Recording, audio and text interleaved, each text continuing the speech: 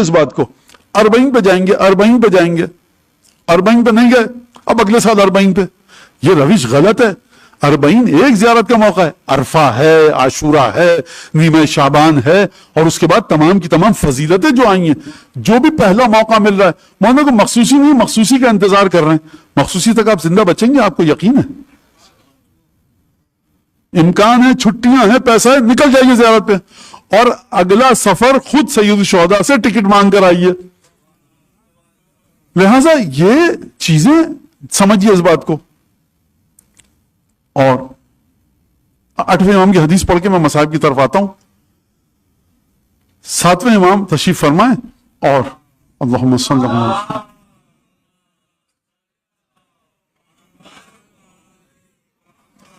7ویں امام تشریف فرمائیں. اب تشریف فرماتے یا اپنے مقام پر استادہ تھے، کھڑے ہوئے تھے، مجھے نہیں پتا، لیکن لگتا ہے یہ گفتگو ہو رہی ہے. تو فرمایا، مولانا زیارت کے سلسلے میں گفتگو فرمائی اور کہا کہ میرے بیٹے علی ابن موسی رضا. 7ویں امام فرمانے کس کے بارے میں؟ امام علی رضا علیہ السلام کی زیارت کے بارے میں.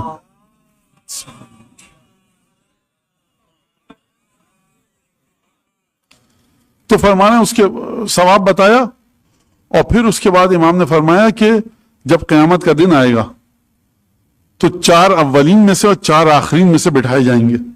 اولین میں سے کون ہوں گے؟ نوح، ابراہیم، موسیٰ، عیسیٰ. اور 4 آخرین میں سے بٹھائے جائیں گے. کون؟ محمد، علی، حسن، حسین. یمدو متمار، ایک دھاگا لگایا جائے گا ان دونوں 8 ہستیوں کے بیچ میں، جو میں سمجھتا ہوں. اور اس کے بعد یقعد معنا زوار و قبور الائمہ، پھر ہمارے ساتھ بٹھائے جائیں گے، ہماری قبروں کے زوار. نوح اور موسیٰ عیسیٰ کے ساتھ نہیں بیٹھیں گے ہماری قبروں کے زوار، ہمارے ساتھ بیٹھیں گے. مانا یہ کیسے ہوگا؟ یہ ایسے ہوگا کہ دنیا میں تڑپتے تھے جن کے لیے، خدا انہی کے ساتھ بٹھائے گا. فرمایا الا ان اعلاہم، عجیب جملہ ہے، منزلتاً اقربہم منزلتاً واعلاہم حبوتاً. دیکھو جان لو، بلند ترین درجہ جو ہمارے زوار کا ہوگا، ظاہرین کا ہوگا، اور جو عمدہ ترین تحفے ہمارے جن ظاہرین کو ملیں گے، وہ کون ہوگا؟ وہ میرے بیٹے علی رضا کی قبر کے زوار ہوں گے. محمد صلی اللہ علیہ وسلم.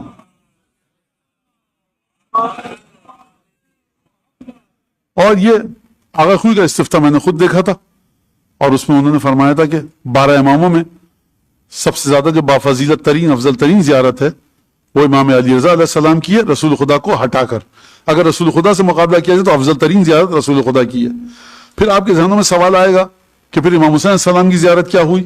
اس کا میں کئی دفعہ یہاں پر جواب دے چکا ہوں، اب اس وقت نہیں ہے، لیکن بہرحال یہ بہت واضح اور آسانی سے قابل جواب ہے.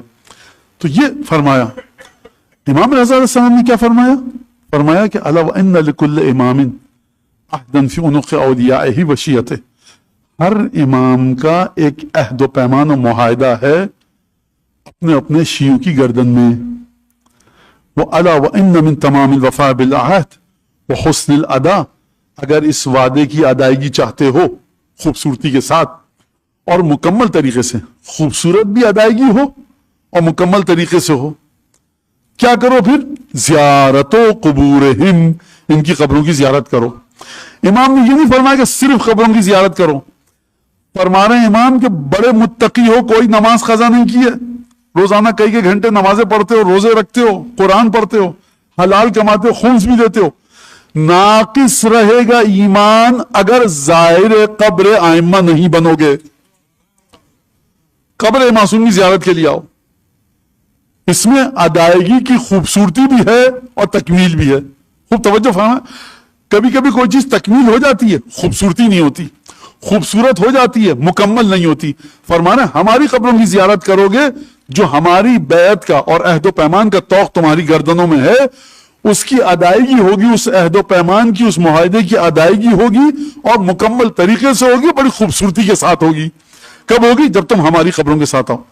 فمن زارہم رغبتاً فی زیارتہم وتصدیقاً بما رغبوا فیہ یا بما رغبوا فیہ، لہذا جان دو، 8ویں امام فرما رہے ہیں، جو ہماری قبروں کی زیارت کرے گا، زیارت کا شوق رکھ کر، زیارت کا شوق رکھ کر، زیارت کی طرف ہے، زیارت کا شوق رکھ کر جو ہماری قبروں کی زیارت کرے گا، اور اس چیز کی تصدیق کرتے ہوئے کہ جس کی جانب آئمہ ہمارے رغبت رکھتے تھے، یا ان چیزوں کی تصدیق کرتے ہوئے کہ جن کی جانب آئمہ نے رغبت دلائی. یہ دونوں ترجمہ آپ نے سن لیے.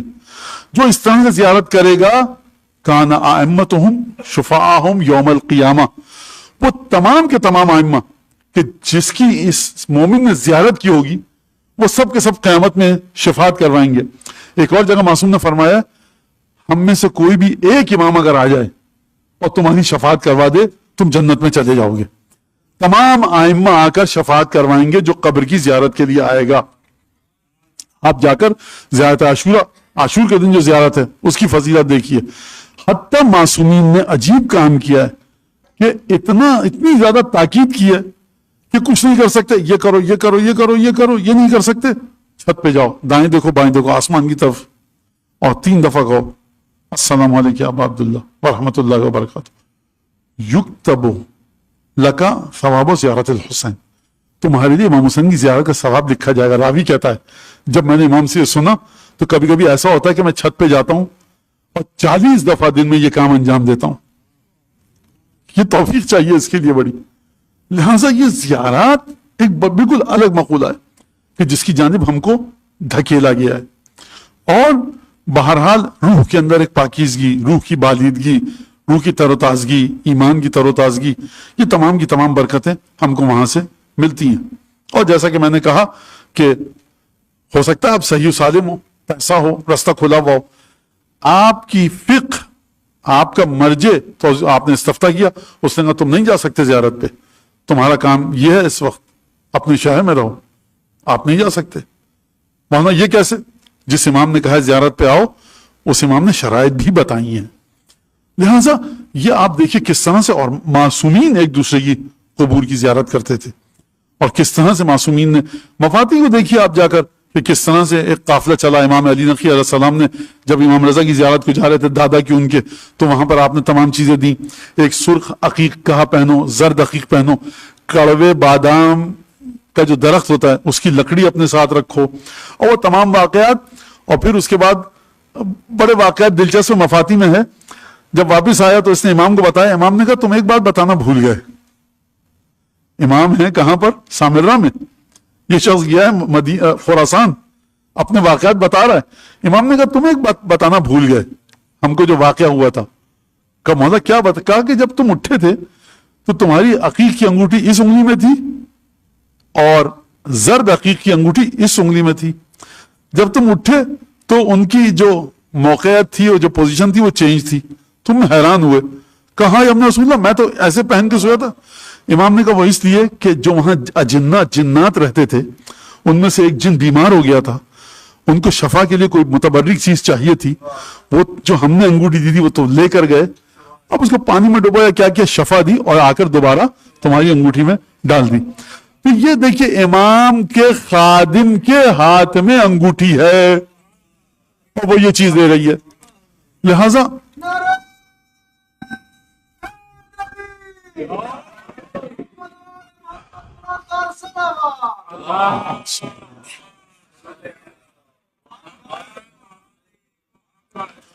اور جو نور ائمہ کا تسلسل ہے، وہ ہستی جو امیر المومنین کے ہم پلہ ہے اور رسول کے وجود کا، رسول خدا کی حقیقت